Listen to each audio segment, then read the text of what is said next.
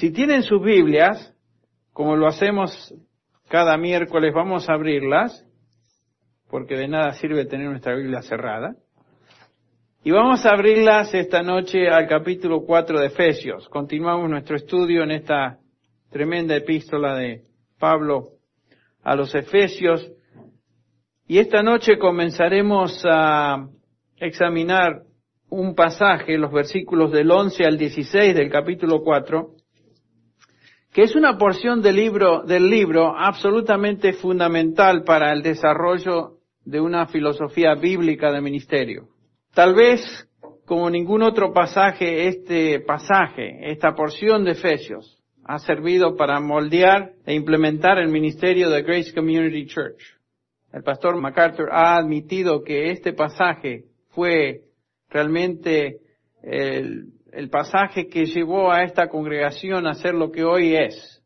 Así que con cierta anticipación venimos a este estudio y espero que sea de tremenda bendición para cada uno de nosotros.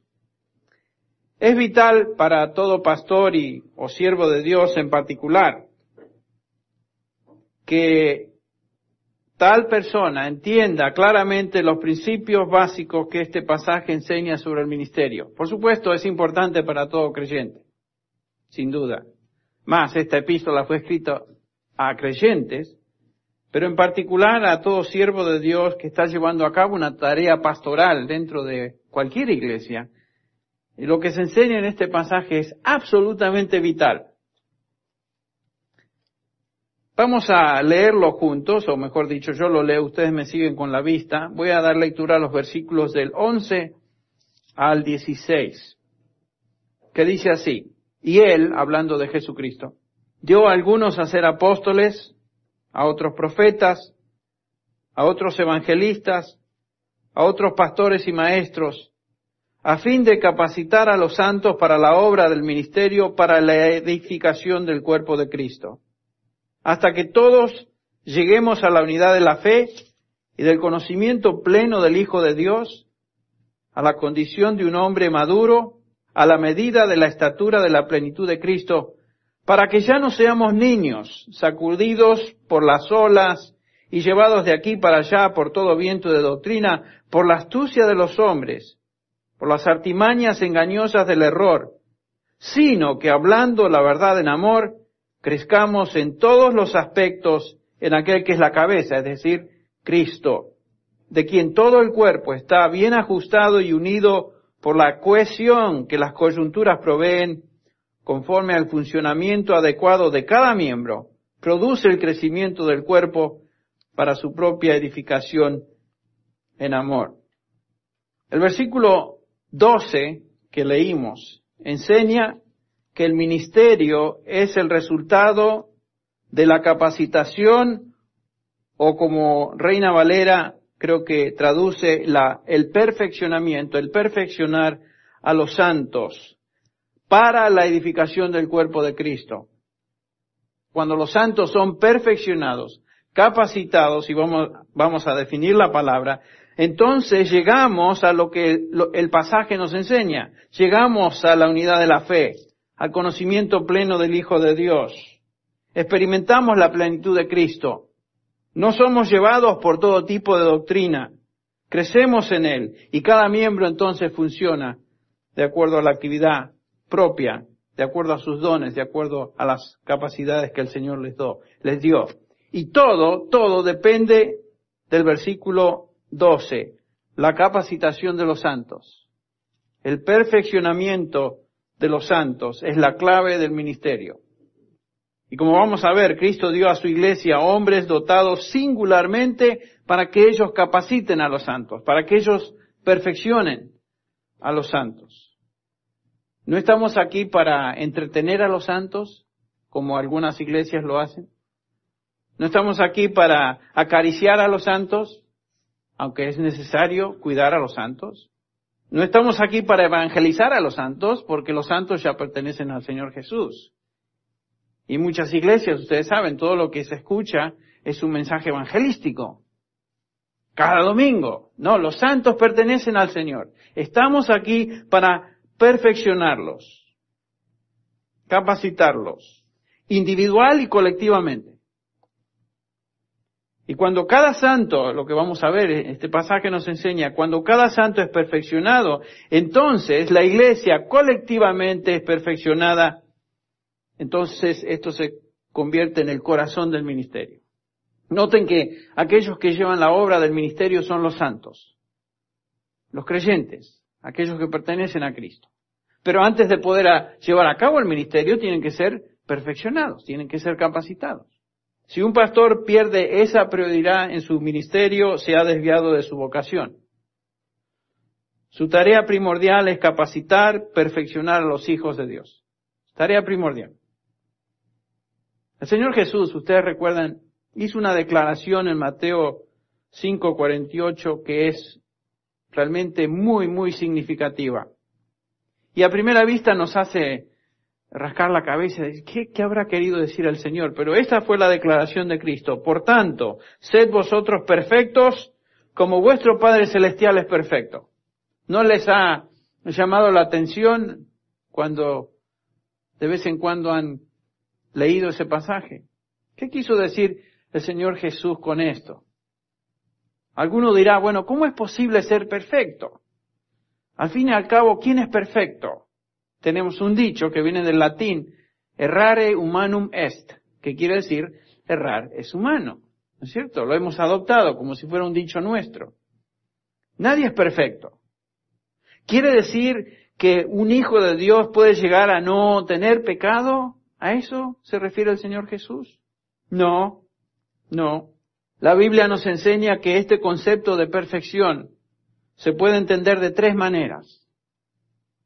En primer lugar, la Biblia nos enseña que el Hijo de Dios es perfecto, estamos hablando de un creyente, en cuanto a su posición.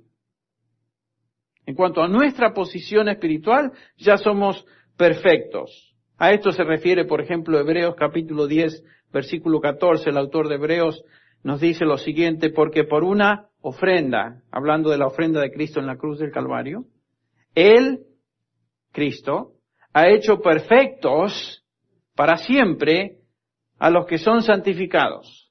La obra de Cristo en la cruz del Calvario ha logrado la perfección posicional de todo hijo de Dios. Delante de Dios somos perfectos, ¿sabía usted? Delante de Dios, Dios nos mira en la justicia de Cristo.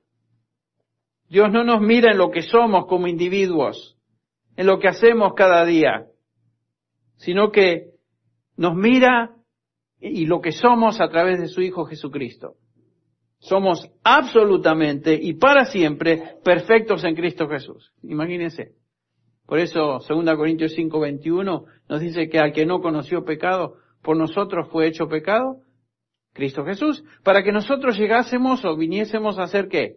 Justicia de Dios en Él. Eso es justicia perfecta. Somos perfectos delante de Dios en términos de nuestra posición espiritual. En segundo lugar, la Biblia nos habla de otro concepto de la perfección y la Biblia es clara en enseñarnos que en el futuro seremos perfectos. Estamos hablando acá de perfección experimental. Algún día seremos perfectos en experiencia. Esta perfección será obtenida cuando estemos con Cristo en la gloria, por supuesto. Todavía no estamos ahí. Esta perfección no puede ser alcanzada hasta que estemos entonces en su presencia. Entonces, la perfección posicional y la perfección futura en la gloria dependen absolutamente de Dios. Él nos ha hecho perfectos en Cristo Jesús y nos hará perfectos en su gloria. Noten que no tuvimos que hacer nada al respecto. Esas dos perfecciones son de Dios en nosotros. Pero existe un tercer aspecto de la perfección que la Biblia también nos enseña y es la perfección práctica. Esta es la perfección que Dios desea para nosotros en esta vida. Lo que ya somos posicionalmente debe ser reflejado más y más en nuestro caminar diario. Y a este tipo de perfección se refiere el pasaje que leímos en el versículo 12, a fin de capacitar a los santos La palabra capacitar es la palabra perfeccionar, es la palabra en griego katartizo, que quiere decir equipar, quiere decir restaurar, quiere decir completar, quiere decir hacer crecer, quiere decir madurar. Esta es la perfección práctica del creyente. Dios, noten el versículo 14, nos enseña acá que no quiere que seamos niños. ¿Cuál es la característica de un niño? Es infantil, es inmaduro, se deja llevar por todo tipo de noción o idea. Por eso dice que no seamos niños sacudidos por las olas y llevados de aquí para allá por todo viento de doctrina, por la astucia de los hombres, por las artimañas engañosas del error. Un niño, un infante se cree todo. Es crédulo. Entonces, lo que Pablo está diciendo, o de lo cual nos está hablando este pasaje, es que Dios desea que seamos perfectos en términos prácticos, que seamos completos, que seamos maduros, que seamos adultos en nuestra fe. Versículo 14. Entonces, la meta del ministerio es perfeccionar a los santos, que quiere decir, catartizo, madurar, equipar, hacer crecer a los santos. Esa es la meta del ministerio.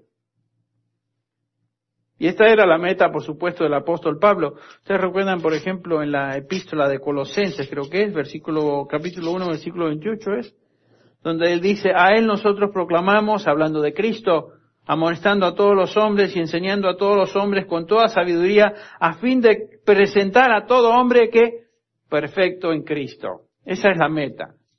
Presentarlo perfecto, maduro en Cristo. En 2 Corintios 13, 11, Pablo reitera esta noción diciendo, por lo demás, hermanos, regocijaos, sed perfectos.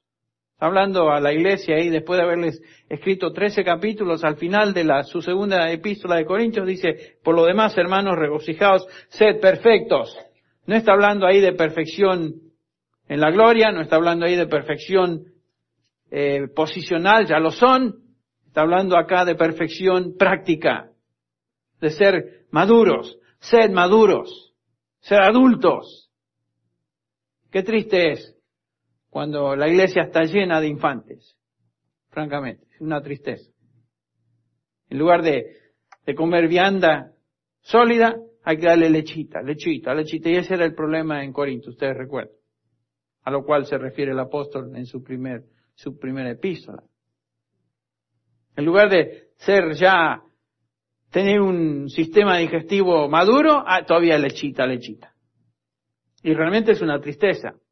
Entonces, el autor de Hebreos también hace eco a este mensaje cuando escribe, por ejemplo, en Hebreos 13, versículo 20, y el Dios de paz que resucitó de los muertos a nuestro Señor Jesucristo, el gran pastor de las ovejas, por la sangre del pacto eterno, os haga aptos, o otra traducción, os perfeccione en toda buena obra para que hagáis su voluntad. Dios desea que seamos perfectos, maduros, adultos. Esa es la meta del ministerio. Pedro repite lo mismo. 1 Pedro 5:10, y después de que hayáis sufrido un poco de tiempo, el Dios de toda gracia, que os llamó a su gloria eterna en Cristo, Él mismo os, ¿qué? Perfeccionará, afirmará, fortalecerá y establecerá. Entonces, la meta, otra vez, del ministerio es la perfección de los santos. No en términos de perfección absoluta, sino en términos de perfección madurez. El principio es el mismo, ya sea que venga de los labios del Señor Jesús, que venga de los labios de Pablo, del autor de Hebreos o de Pedro, Dios quiere que seamos prácticamente perfectos, seamos maduros. Entonces, la obra de perfeccionar a los santos es en última instancia, la obra del Espíritu Santo. Por supuesto. Ningún hombre tiene la capacidad de perfeccionar. Dios utiliza a obreros, como vamos a ver, pero es la obra del Espíritu Santo. 2 Corintios 3, el versículo 18, Pablo nos recuerda que nosotros todos, con el rostro descubierto, contemplando como en un espejo la gloria del Señor, estamos siendo ¿qué? Transformados en la misma imagen de gloria en gloria, como por el Señor el Espíritu. El agente de perfección El agente de transformación es el Espíritu Santo. Acuérdense que Pablo nos dice en Romanos 8 que fuimos predestinados para ser conformes a la imagen de su Hijo. Bueno, esa final conformidad va a ser absoluta en gloria, pero entre tanto, estamos siendo transformados, estamos siendo perfeccionados, y el que hace en última instancia esa obra es el Espíritu Santo. Ahora, ¿qué medios utiliza el Espíritu Santo para perfeccionarnos? Tal vez antes de continuar sería bueno recordar que nada podemos lograr en términos de madurez en la carne. Cualquier cosa, cualquier esfuerzo aún ministerial que hagamos en la carne, eso no va a perfeccionar, para nada. ¿Ustedes recuerdan la exhortación de Pablo a los Gálatas? En el capítulo 3, comenzando con el 1, dice, oh Gálatas, necios, insensatos. Miren cómo se dirige a ellos, ¿Quién os ha fascinado a vosotros, ante cuyos ojos Jesucristo fue presentado públicamente como crucificado? Esto es lo único que quiero averiguar de vosotros, dice Pablo. ¿Recibisteis el Espíritu por las obras de la ley o por el oír de la fe, con la fe? Y la respuesta es, por la fe. Tan insensatos sois. Habiendo comenzado en el Espíritu, ¿vais a terminar o ser perfeccionados ahora que en la carne? Ridículo. Ridículo. Entonces, otra vez para reiterar, el medio, el agente que Dios utiliza para perfeccionar a los santos es el Espíritu Santo, por supuesto. Volviendo a la pregunta, ¿qué medios utiliza el Espíritu Santo para perfeccionarnos? Bueno, en primer lugar, el Espíritu Santo utiliza pruebas en nuestra vida para perfeccionarnos o transformarnos prácticamente. Pruebas, ¿sabe usted? Pruebas. Santiago 1, versículo 2, nos dice el apóstol, tened por sumo gozo, hermanos míos, el que os halléis en diversas pruebas.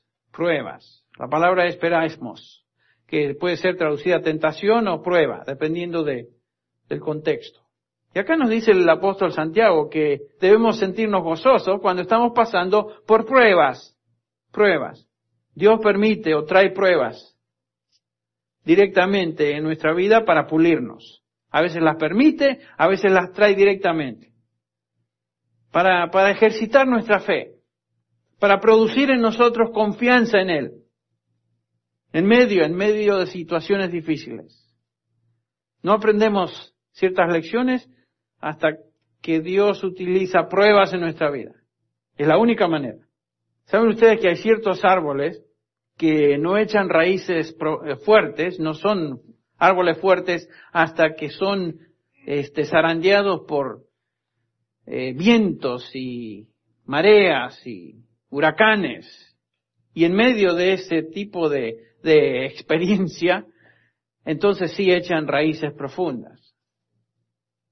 Y esos árboles se convierten en árboles fuertes. Bueno, Dios utiliza las pruebas en el orden espiritual con la misma intención de que echemos raíces espiritualmente hablando y seamos fuertes, perfeccionándonos. Nos perfecciona el Señor por las pruebas. Una de las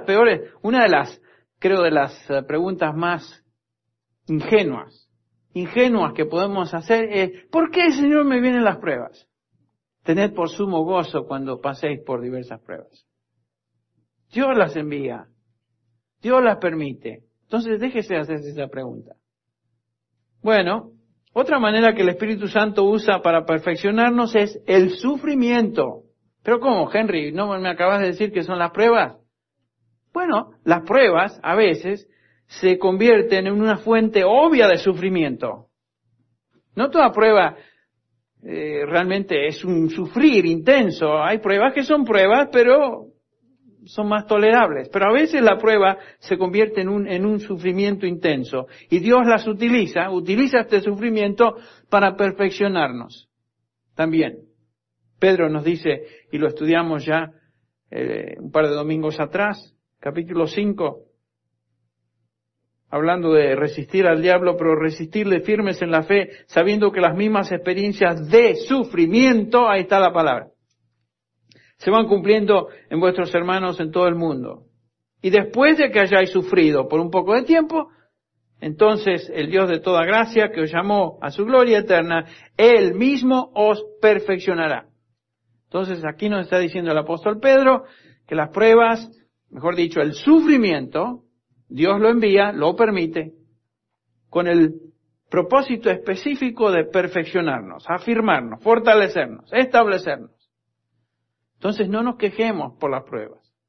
Finalmente, otro elemento que Dios sin duda utiliza, o el Espíritu Santo utiliza en nuestro perfeccionamiento o capacitación, es la palabra de Dios. La palabra de Dios. Definitivamente. Escuche. 2 Timoteo 3, 16 al 17. Toda escritura es inspirada por Dios y útil para enseñar, para reprender, para corregir, para instruir en justicia. Y hemos estudiado este pasaje. A fin de que el hombre de Dios sea que perfecto, sea completo, sea maduro, equipado para toda buena obra. Entonces Dios acá nos enseña el pasaje que perfecciona a sus hijos por medio de la enseñanza y aplicación de su palabra. La palabra de Dios es indispensable para ser perfeccionado. No puede ser salteada. ¿Me explico? Tal vez esto es lo que quería decir el apóstol Pedro cuando a estos creyentes en su primera epístola, ¿se acuerdan que estaban sufriendo, estaban pasando por pruebas? Dice, desead como niños recién nacidos la leche pura de la palabra para que por ella crezcáis para salvación. ¿Ven? Es imposible crecer sin la palabra. Es imposible. La causa o lo que causa madurez y crecimiento físico en la vida de un infante, de un bebito, es el consumo de la leche. ¿Verdad? Sin esa lechita, sin la leche, no puede crecer, no puede nutrirse, no puede ser fuerte. En el orden espiritual es lo mismo, es lo que está diciendo Pedro.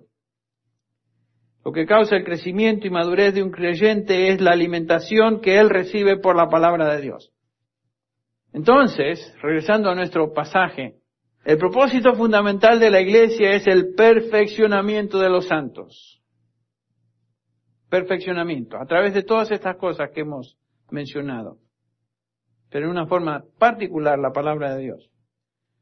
Perfeccionamiento de los santos. Pero alguien dirá, ¿pero qué tolopilo acerca del evangelismo, Yo pensaba que la iglesia tiene como propósito evangelizar, misiones. Bueno, cuando los santos son perfeccionados, toda obra de ministerio se lleva a cabo naturalmente, inclusive el evangelismo.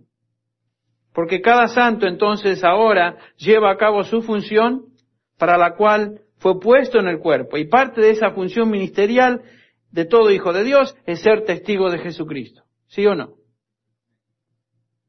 Compartir el evangelio con otros. Pero es el resultado natural de estar siendo perfeccionado, de estar siendo capacitado.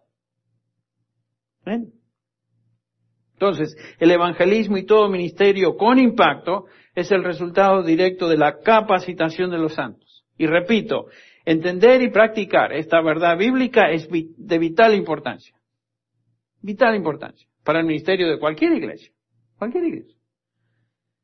Ahora, comencemos a examinar este pasaje. Ahora, el versículo 11 al 16. Alguno dirá, bueno, pensé que ya lo estábamos examinando. Sí, pero todavía es introductorio. Ahora entramos a la división del pasaje. El apóstol Pablo nos enseña 4 elementos básicos en este pasaje. Y vamos, no tengan temor, vamos a ver el primero nada más hoy. En primer lugar, el apóstol Pablo nos dice o nos habla de los proclamadores de la perfección. Proclamadores de la perfección o predicadores de la perfección. De esta perfección práctica de la que hemos estado hablando. Después nos habla del progreso de la perfección, nos habla de los propósitos de la perfección y finalmente el poder de la perfección. Pero hoy vamos a hablar de los proclamadores de la perfección. Nos concentraremos en ellos en particular. ¿Quiénes son estos predicadores de esta perfección práctica?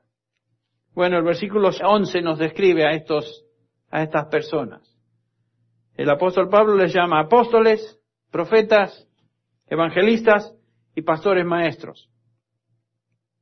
El propósito de este regalo a la iglesia que el Señor Jesús da, de estos hombres, según su llamado y área y capacitación, es que ellos perfeccionen a los santos. Jesucristo dio a estos hombres, que aquí se mencionan, con un propósito específico para que ellos lleven a cabo la obra de perfeccionamiento o de capacitación de los creyentes, de los santos. Ya hemos hablado con cierto detalle acerca de estos hombres, pero hagamos un breve repaso. Primero de este grupo, el primer grupo que aquí se menciona son los apóstoles. ¿Quiénes son los apóstoles? En primer lugar vimos que estos apóstoles constituyeron el fundamento doctrinal de la iglesia. Capítulo 2 ya lo vimos eso, el versículo 20, ¿ustedes recuerdan? Edificado sobre el fundamento de los apóstoles y profetas. Junto con los profetas del Nuevo Testamento, los apóstoles constituyen entonces el fundamento doctrinal de la iglesia. Ya que ellos establecieron el fundamento de la iglesia, el fundamento doctrinal, al inicio de la iglesia, hoy ya no tenemos apóstoles. Y hablamos de eso. Ellos fueron los que recibieron la revelación de Dios, la cual enseñaron y la cual escribieron. Se encuentra en el Nuevo Testamento. Y por supuesto ya no hay nueva revelación. Fue dada la fe, nos dice Judas, fue dada a los santos una vez y para siempre. Otra distinción de este grupo de hombres es que fueron directamente escogidos, escuche bien, y encomendados por el Señor Jesucristo. El Señor Jesucristo los llamó, los escogió y los envió. Directamente. Fueron testigos de su resurrección. En este sentido, entonces hubieron 12 apóstoles del Señor. Judas fue llamado con el grupo original de apóstoles y por supuesto más tarde apostató y fue suplantado por otro, su nombre era Matías, lo vemos esto en el capítulo 1 de Hechos. No existe, escuche bien, no existe en todo el Nuevo Testamento la idea de sucesión apostólica. Eso es un invento, no hay tal cosa. No hay apóstoles que nombran a otros apóstoles y así sucesivamente. Solamente hubieron 12 apóstoles con mayúscula, más tarde Matías, quien suplantó a Judas, y el último de los apóstoles que llenaba por lo menos los requisitos para ser apóstol, fue ¿quién? Pablo, quien fue testigo de la resurrección del Señor Jesucristo, quien tuvo una relación directa con el Señor Jesucristo, quien recibió revelación del Señor Jesucristo, quien también poseía las señales y prodigios de un apóstol que se nos menciona en el capítulo 12 de Segunda de Corintios. Ustedes recuerdan, distinciones que solamente se reservaban para un apóstol. Algunos de ustedes están pensando, ¿qué es lo que dijo? No lo entendí ahí. Ustedes recuerdan las palabras del apóstol Pablo haciendo defensa de su apostolado en el capítulo 12 de la segunda epístola de Corintios, cuando él dice, entre vosotros se operaron las señales de un verdadero apóstol. Está hablando de sí mismo, con toda perseverancia por medio de señales, prodigios y milagros. Estos prodigios y milagros y señales eran distinciones de un apóstol. No todo creyente en todo el Nuevo Testamento se echó a hacer milagros. Por favor, ese es un invento contemporáneo. Estos prodigios eran reservados para los apóstoles. Es interesante que solo 12 apóstoles se sentarán, ¿se acuerdan? En el trono juzgando a las 12 tribus de Israel. Lucas 22, 28 al 30 nos habla de eso. A los apóstoles está reservado eso, y había 12 nada más. Entonces no hay sucesión apostólica, no hay 25.000 apóstoles. Hay 12 nada más, con mayúscula. Hoy no tenemos entonces apóstoles con mayúscula, apóstoles como los que el Señor escogió. Aunque sí tenemos apóstoles con minúscula, y la palabra apóstol quiere decir ¿qué? Enviado. Por supuesto tenemos esos hoy, enviados, apóstoles. Así como la primera iglesia también tenía apóstoles, que se llaman los apóstoles de las iglesias. Y hay una diferencia en el Nuevo Testamento entre aquellos que eran apóstoles de las iglesias, enviados de las iglesias, y aquellos que eran apóstoles de Jesucristo. 12 solamente fueron apóstoles de Jesucristo, 13 si incluimos a Pablo, los demás eran apóstoles. 2 Corintios 8:23 dice, en cuanto a Tito es mi compañero y colaborador para con vosotros, y en cuanto a nuestros hermanos son mensajeros, apóstoles, apóstolo y eclesian, de las iglesias y gloria de Cristo. Los apóstoles de Efesios 4:11 son apóstoles del Señor Jesucristo. A eso se refiere este pasaje. ¿Quiénes nos dejaron el legado doctrinal del Evangelio? Y qué tremenda deuda tenemos a estos apóstoles, ¿no es cierto? Sin ellos, sin su ministerio, ¿cómo vamos a ser perfeccionados? No tendríamos el Nuevo Testamento. ¿Ven? Gracias a Dios por los apóstoles. Algún día nos sentaremos con ellos y podemos preguntarle todo tipo de preguntas, me imagino. Y sentarme con Pablo algún día. ¿Sabes, Pablo? No te entendí bien lo que dijiste acá. A ver, ilumíname. Yo creo que muchas de esas preguntas ya no serán necesarias porque sabremos la respuesta en gloria. El otro grupo que aquí se menciona son los profetas. ¿Notaron? Profetas. Y por supuesto son los profetas del Nuevo Testamento porque junto con los apóstoles constituyeron ¿qué? El fundamento de la iglesia. Entonces tiene que ser referencia a los nuevos, a los apóstoles del Nuevo Testamento. Los profetas recibieron también revelación de Dios y enseñaron en las iglesias. Posiblemente la diferencia primordial entre apóstoles y profetas es que los apóstoles tuvieron un ministerio general, itinerante, de enseñanza, donde recibían revelación de Dios, la enseñaban y la escribían. Y su revelación la revelación a los apóstoles fue más de orden teológico. Y los profetas eran personas que tuvieron un ministerio de revelación limitada, y de enseñanza más de tipo práctico en una congregación local. No vemos en el Nuevo Testamento que los profetas iban por todos lados. A veces los profetas recibían revelación de Dios y la expresaban, la enseñaban como lo hace Ágabo en Hechos 11, donde pronuncia una profecía particular. Pero en general se limitaban sus profecías a simplemente exponer o enseñar lo que Dios había revelado ya. Ustedes recuerdan que Hechos 13 nos dice que la primera iglesia de Antioquía tenía profetas y maestros. Y noten que estos profetas y maestros eran Bernabé, Simón, Lucio de Cirene, Manaén, que había sido creado, y Saulo. Aparentemente Saulo también era profeta en el sentido de que exponía la palabra de Dios, la proclamaba, y en el caso de él, por supuesto, también fue apóstol. Pero tanto apóstoles como profetas terminaron su ministerio de establecer el fundamento doctrinal en la primera generación de los creyentes. Entonces, hoy no tenemos profetas. Se acabó el fundamento. Lo que sí hoy tenemos es el ministerio de los próximos dos grupos, que aquí se nos mencionan, evangelistas y pastores maestros. ¿Quiénes son estos evangelistas que aquí se mencionan? ¿Cuál era su ministerio? ¿Qué viene a la mente de ustedes cuando escuchan la palabra evangelista? Bueno, para ser simple, bíblicamente un evangelista era una persona que presentaba las buenas nuevas del Señor Jesucristo, el evangelio, evangelion. Y traían ese evangelio, las buenas nuevas del Señor Jesús, a lugares donde su nombre todavía no era conocido. Ese era el ministerio de evangelismo, de los evangelistas. Pablo le dice a Timoteo, por ejemplo, haz la obra de evangelista. ¿Qué quiso decir Pablo? Simplemente lleva a cabo la obra de compartir el evangelio a personas y en lugares donde su nombre no es conocido.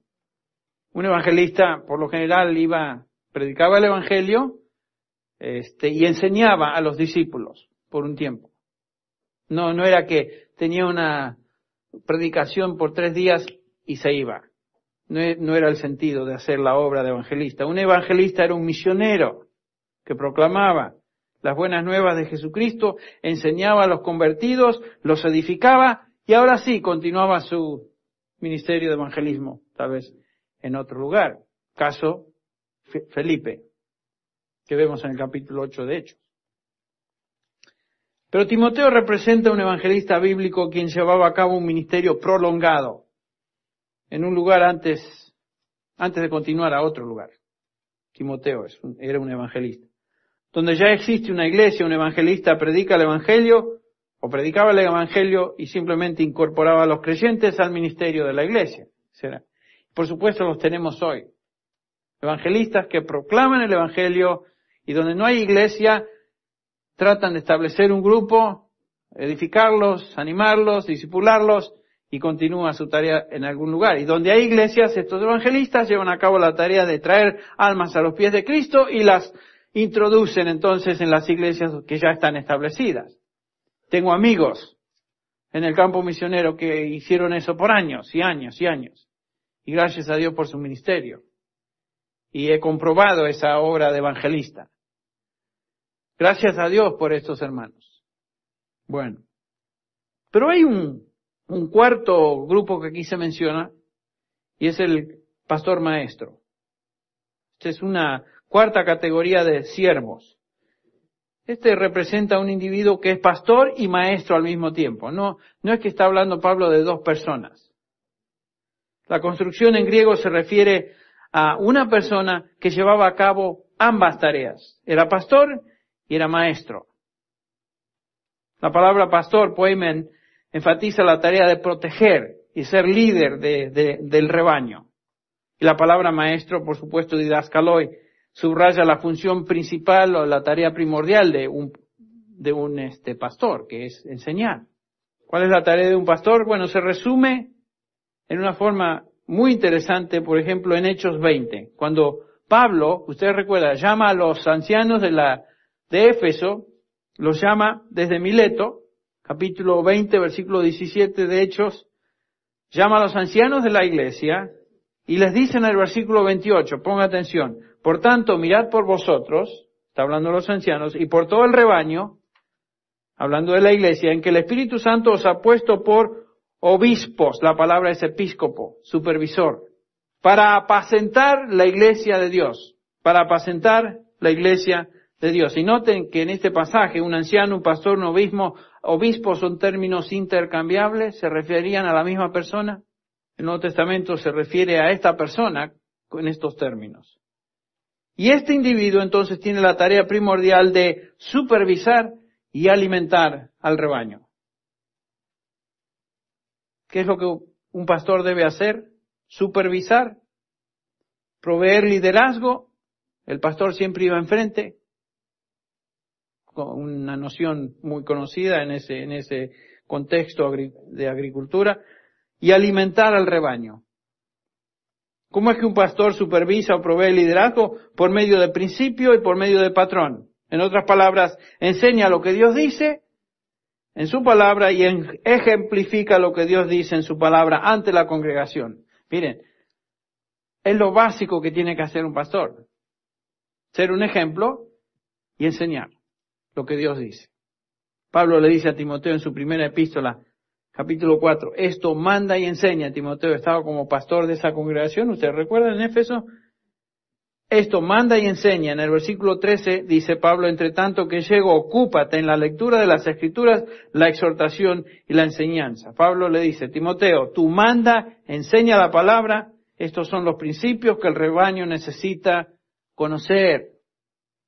Pero, fíjense que en este mismo capítulo agregan al versículo 12, sé ejemplo a los creyentes. ¿Ven? Sé ejemplo a los creyentes en palabra, conducta, amor, fe y pureza. Este es el patrón de conducta. Entonces, enseñar principios bíblicos y enseñar el patrón de conducta. Uno es líder por medio de ejemplo y por medio de principio. Ahora, ¿qué acerca del aspecto de alimentar a las ovejas? Bueno, se alimentan a las ovejas por medio de la enseñanza de la palabra. Es obvio, hablamos de eso en 1 Pedro 2. Desear como niños recién nacidos la palabra, que puede haceros crecer. Entonces se alimenta al rebaño por medio de la enseñanza de la palabra y por medio de la advertencia de lo falso. Otra vez, en 1 Timoteo 4 dice el versículo 6, al señalar estas cosas o advertir estas cosas a los hermanos serás un buen ministro de Jesucristo. ¿Qué cosas tenía que advertir Timoteo? Bueno, el versículo 1 del capítulo 4 dice que el Espíritu claramente dice que en los últimos tiempos algunos apostatarían de la fe, ¿ustedes recuerdan? Enseñando o prestando atención a espíritus engañadores y a doctrinas de demonios. Entonces, el alimentar se compone de dos aspectos. Uno positivo, donde uno enseña la doctrina sana, y otro negativo, donde uno advierte de la doctrina falsa. Así es. Realmente el ministerio pastoral es bastante simple en términos de sus prioridades. Por eso es triste cuando los pastores se salen de lo prioritario y están haciendo un montón de cosas que el Señor jamás les llamó a hacer. El ministerio de un pastor maestro es entonces, en términos de enfoque, dirigir al rebaño, supervisar y proveer liderazgo por medio de ejemplo personal y enseñanza, y alimentar al rebaño, enseñando y advirtiendo. Esa es la forma, francamente, que yo veo mi ministerio aquí en esta iglesia. Es la forma en que veo el ministerio de los pastores, colegas míos que están dentro de esta iglesia. Ese es nuestro ministerio primordial. Eso es lo que Dios nos ha mandado a hacer. Todo lo demás es secundario. Por eso dedicamos tanto tiempo de nuestro diario vivir al estudio de la palabra. Porque en eso vivimos, en eso estamos. Y no solamente estudiándola, sino siendo ejemplo o siendo obedientes de lo que la palabra enseña y tratando de ser ejemplo a otros por medio de practicar los principios que la palabra enseña. Cuando este ministerio se lleva a cabo según el patrón bíblico, entonces como pastor maestro estoy capacitando, perfeccionando a los santos. Ahora, los proclamadores, en resumen, y ya terminamos.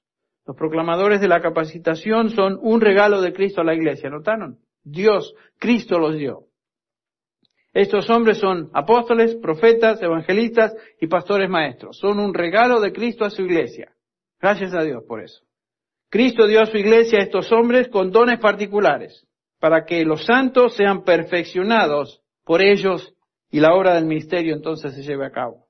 Noten qué interesante que Dios nunca dio la obra del ministerio solo a los apóstoles, solo a los profetas, solo a los evangelistas y solo a los pastores maestros. La obra del ministerio es la obra de los santos. La obra de estos es la capacitación de los santos. ¿Ven? Qué interesante. Por eso dije que es vital que toda persona cristiana y todo pastor y siervo entienda este pasaje para tener una filosofía del ministerio sana. Por supuesto, esta obra en última instancia es la obra de Dios por medio de su Espíritu Santo en la vida de los creyentes. Pero cada uno de nosotros somos llamados a un ministerio particular dentro de la iglesia, la cual es su cuerpo. Cada uno de nosotros. ¿Cómo es que cada uno de nosotros llevamos a cabo esa obra de ministerio? Bueno, este es el ministerio colectivo de la iglesia del cual hablaremos el próximo. Hasta aquí llegamos hoy. Y hoy hablamos de los predicadores de la perfección. Este grupo de hombres particularmente dotados por el Señor y llamados para esa obra, ese ministerio.